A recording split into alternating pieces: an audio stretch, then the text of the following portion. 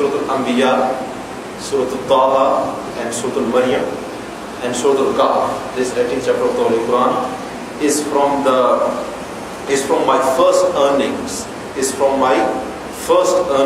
and my old property. Innahunna min al-'itaq al-awwal. Means that these are my first revelations. Surah Al-Ibrahim, Surah Al-Taha, not Surah Al-Ibrahim, Surah Al-Anbiya, and Surah Al-Maryam, and as well as Surah Al-Kahf. So these are the chapters which revealed on the Nabi Kareem Sallallahu Alaihi Wasallam in early stages of the prophethood. If you ask me that what is the theme of Surah Al-Kahf, so if I want to explain it in one sentence, so it will be that this Surah Al-Kahf actually telling us that Allah will protect you in all your trials and in all your tribulations.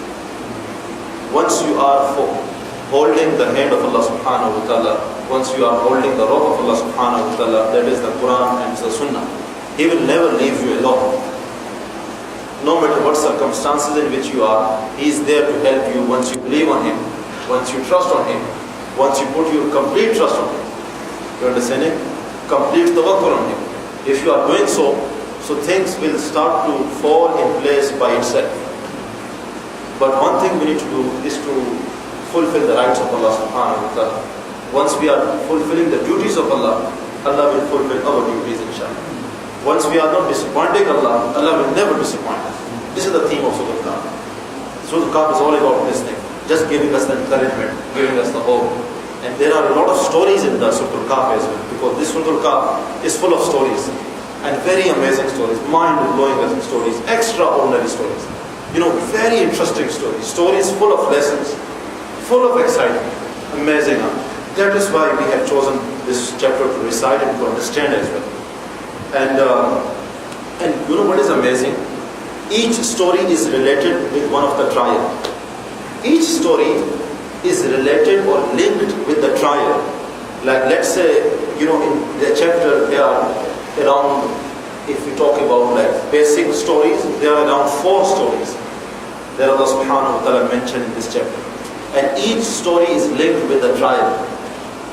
The first story, very famous story, and that is by the name of Surah Kahf as well. That is the story of the young people, those who took the shelter in the cave. And this is where the name of this chapter also came. You understand it? They took the shelter in the cave, and subhanallah, they were the people of Allah subhanahu wa ta'ala. They were the people, those who believe on the oneness of God. So they had the fitna of deen, the trial of religion. How? Because, it is something very important for us to understand that trial of religion is something that when people persecute you, when people torture you because of your religion, when people start to torture you, when people start to oppress you because of your religion, because of your faith, because of your doctrine, because of your beliefs. And this is what exactly happened with the people of the cave, those who took the shelter in the cave. You understand it? Ashabul Kahf. Because they were the only among few people, those who believe on the oneness of the God. So when king came to know that they're not believing on the idols, they're believing on the oneness of the God. So he started to torture these people, these young people. You understand it? But they never listened to their voices, and they rejected their voices, and they believed only on the one true God.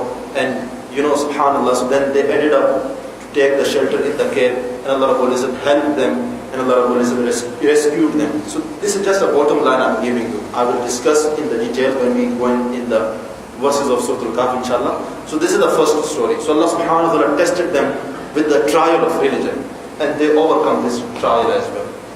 The second amazing story, which is the part of this chapter, that is the story of the person who was blessed with the 2 gardens, who was blessed with 2 huge, massive gardens.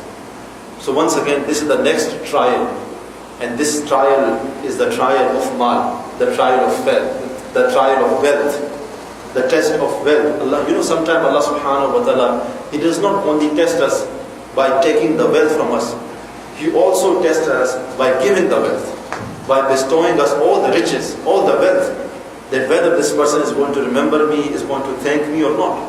Whether when I'm going to bless him with the wealth, whether it is making him humble or the arrogant. You understand it? So this chapter is also explaining about the person who was blessed with these 2 gardens, inshallah. We are going to understand this very interesting story and we are going to derive the lessons as well. And then there is a third story, and this is the story of Hazrat Musa alayhi salatu wasalam, Prophet Moses, and Hazrat Khidr alayhi salatu wasalam. Remember, Musa, he was a great prophet of Allah, Prophet Moses. Allah subhanahu wa ta'ala blessed him with the knowledge, with the wisdom. So Allah tested him with the fitna of ilm, with the trial of knowledge. Allah tested this prophet with the trial of knowledge, with the test of knowledge. How? Because you see, sometimes Allah subhanahu wa ta'ala even tests us by giving us the knowledge, by giving us the ilm. And you know, some of us probably when they get the knowledge, when they know few verses, when they know certain things about Islam or all other sciences, they consider themselves one of the wisest person on the face of the earth. And they start to walk very arrogantly, very boastfully, and there is no any humbleness. But subhanallah, Hazrat Musa, Prophet Moses, he overcome this challenge, he overcome this test, and he ended up to asking about knowledge, about the wisdom from the next person, and his name was Hazrat Khidr alayhi salatu wasalam. You know, because he did not consider himself, okay, I am the prophet, he should come by me and he should teach me or he should learn from me. He didn't think like that. Although he was the prophet of Allah, he went by the other person, somebody else, and he went by him and he learned the knowledge. So it shows the humbleness. It shows the humbleness of Prophet Musa alayhi salatu wasalam. So Allah tested him with the fitna, with the trial of knowledge, and he overcome this. So this is the third story, which is in this chapter. Inshallah, we are going to. This is nothing I'm telling you. It is just a cream that I'm giving. It's just a bottom line or theme or introduction of these chapters. Inshallah, when we are going through these verses, we're going to understand each and every single thing. The fourth story is about the story of the person whose name was Zulkarnain. Hazrat Zulkarnain. This was the person Allah blessed him with the wealth, with the riches, and with the power of the world. More than the half of the world, he ruled. Allah has given him the authority. Allah has given him the authority of the possession, of the world actually. So Allah tested him with the trial of power. You understand? Allah tested him with the test of the power. You know, sometimes when Allah subhanahu wa ta'ala is giving us some minor power, some authorities in these worlds, by giving us certain positions, by giving us certain, certain authorities, certain positions, sometimes we forget Allah subhanahu wa ta'ala. And we consider ourselves that we own every single thing.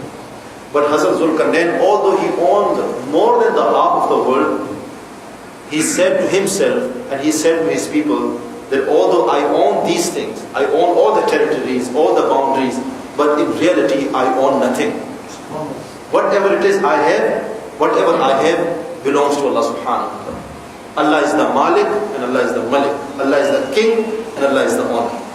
So Allah tested him with the trial of the power, with the test of the power, and he overcome this trial as well. Inshallah, we are going to discuss this story is very interesting, this Zulkarnain story, and then inshallah we will discuss other things as well. Like we will talk about in detail about the Jal. We will explain this because this chapter is all about the Jal as well, and the signs of the last day as well, the signs of the Qiyamah as well, the day of judgment as well, and we will also talk about the Gog Magog, Yajuj Majuj. You know, we always read Yajuj Majuj in this chapter.